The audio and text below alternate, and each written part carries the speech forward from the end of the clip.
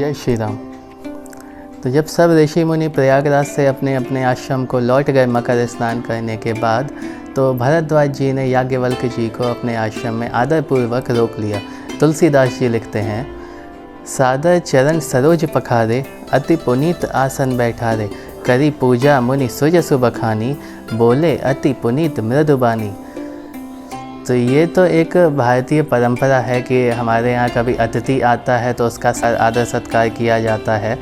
तो वही भारद्वाज जी ने किया, याज्ञवल्क्य जी के चरण धोए, उनको एक पवित्र आसन दिया बैठने के लिए, उनकी पूजा की, उनके सुयश का वर्णन किया और बड़ी कोमल और मृदु वाणी में उनसे कहा। क्या कहा ये तो बाद में बताएंगे, लेकिन ये जो परंपरा जो हमारी चल रही है आदर सत्कार करने की, इसका कोई लॉजिक है या ये सिर्फ ऐसे ही चल रही है?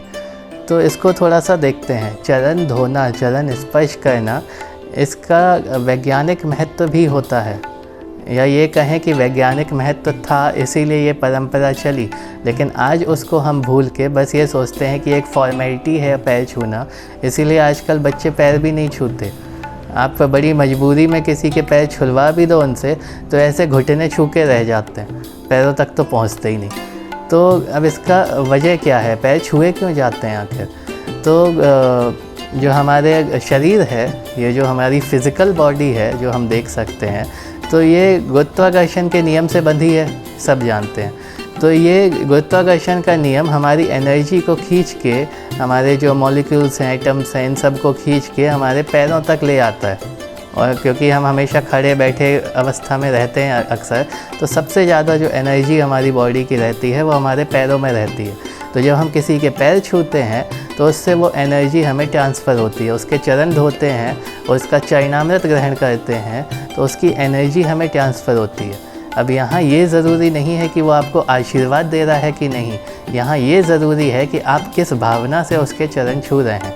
जैसे नीम का स्वभाव होता है कि वो कड़वा है, लेकिन उसका जो गुण है वो औषधीय गुण है।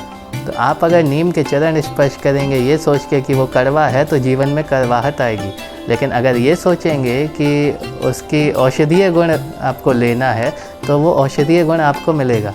तो आपकी भावना कैसी है किसी के चरण छूने के वक्त, ये ज़्यादा ज़रूरी है, ना कि वो आपको आशीर्वाद क्या दे रहा है, ये ज़्यादा ज़रूरी है। इसीलिए जो लोग घुटने छूते हैं ना, तो उनकी अकल भी घुटनों में ही रहती है।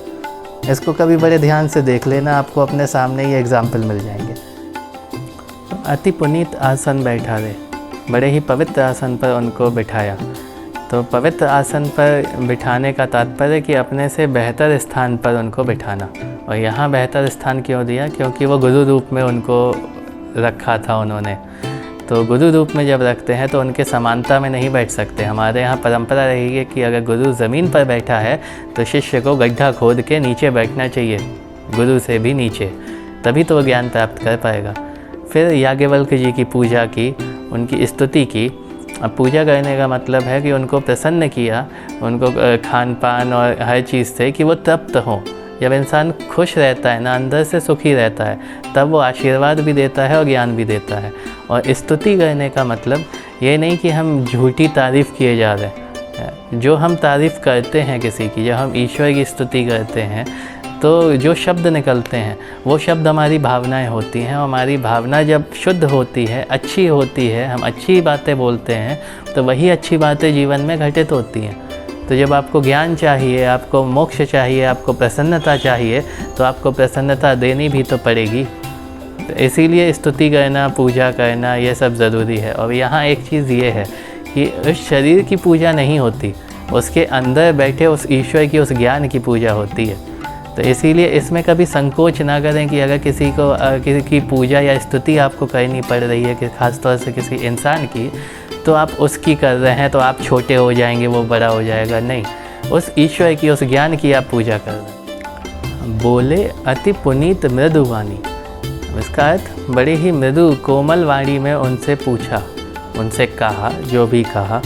लेकिन कोमल वाणी में जब आप पूछते हो, आप ये नहीं कि आपको किसी से कुछ पूछना हो, आपको ज्ञान चाहिए या कुछ भी चाहिए, तो आप उसको चिल्ला कर, डांट कर, गाली देकर उससे बोल दो।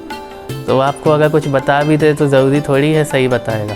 प्रेम से पूछेंगे तो तो प्रेम से आपको उत्तर भी मिलेगा और ज़रूरत से ज़्यादा ज्ञान भी मिलेगा।